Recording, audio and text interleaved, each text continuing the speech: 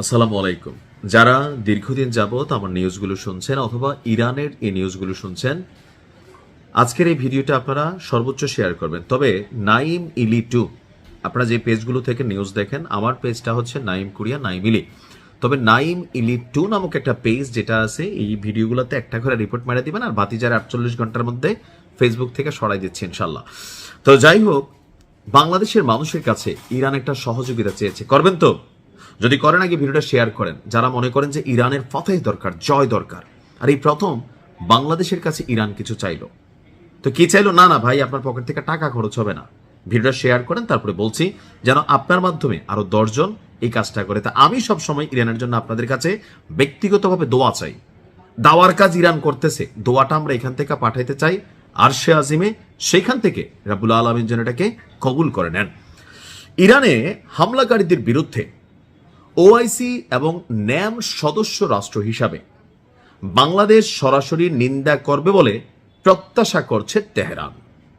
অর্থাৎ ইরানে আগ্রাসী হামলাকারীদের বিরুদ্ধে, মানে আমেরিকা এবং ইসরায়েল, তো এটা কিন্তু রাষ্ট্রের দায়িত্ব। আমরা মনে করি ক্ষমতাসীন বিএনপি সরকার তারা রাষ্ট্রীয়ভাবে এই কাজটা করবে। অলরেডি বাংলাদেশের পক্ষ থেকে এই অভিযানের বিরুদ্ধে, এই হামলার বিরুদ্ধে নিন্দা জ্ঞাপন করা হয়েছে। তো নিন্দা জ্ঞাপন তো সবসময় কাজে দিবে না।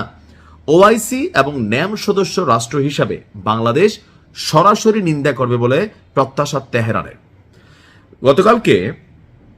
আজকে ঢাকার ইরান দূতাবাসে একটা সংবাদ সম্মেলনের আয়োজন করা হয়েছিল। সেখানে যিনি ইরানের রাষ্ট্রদূত আছেন জলিল রাহমি জাহানাবাদী, তিনি বলছেন বাংলাদেশ একটি মুসলিম দেশ, একই সঙ্গে ওআইসি এবং জোট নিরপেক্ষ আন্দোলনের সদস্য অর্থাৎ ন্যামের সদস্য। সেই হিসাবে একটি আগ্রাসী শক্তিকে সরাসরি নিন্দা বা এর প্রতিবাদ করবে, এমনটাই আমরা আশা করি। আমরাও আশা করি। জামাত টেকনিক্যালি করছে, জামাতের যিনি প্রধান আছেন শফিক ভাই, তিনি আমেরিকার নাম না নিয়ে করছেন, বাট করছেন।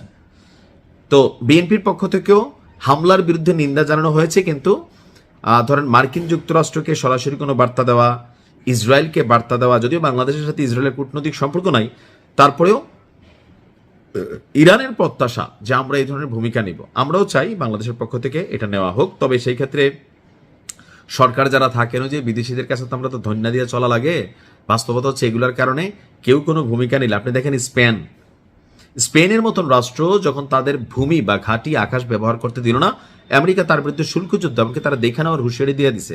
তাহলে সেইখানে আপনি বোঝেন বাকি যে রাষ্ট্রগুলো আছে তারা কোনো বক্তব্য দিতে, কোনো ভূমিকা নিতে, যারা আমেরিকার তাল্লুয়া চাটা লাগে, আমরা তো তাল্লুয়াই চাটি যে সরকারি আসে। সো আমরা কি আসলে এমন ভূমিকা নিতে পারবো? আমার মনে হয় আসলে পারবো না, সার্বভৌমত্ব এবং কি সার্বিক স্বার্থে।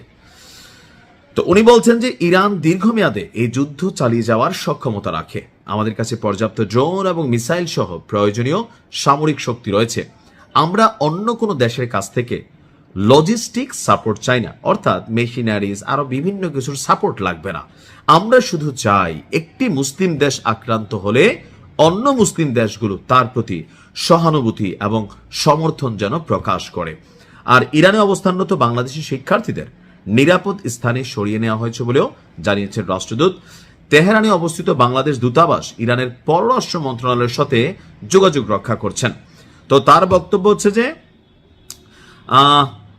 প্রত্যেকটি মুসলিম দেশের উচিত যে তাদের ভূখণ্ড বা তাদের রাষ্ট্রীয় সুযোগ সুবিধা ব্যবহার করে কেউ যেন এখানে অভিযান চালাতে না পারে। আমরাও এটা চাই।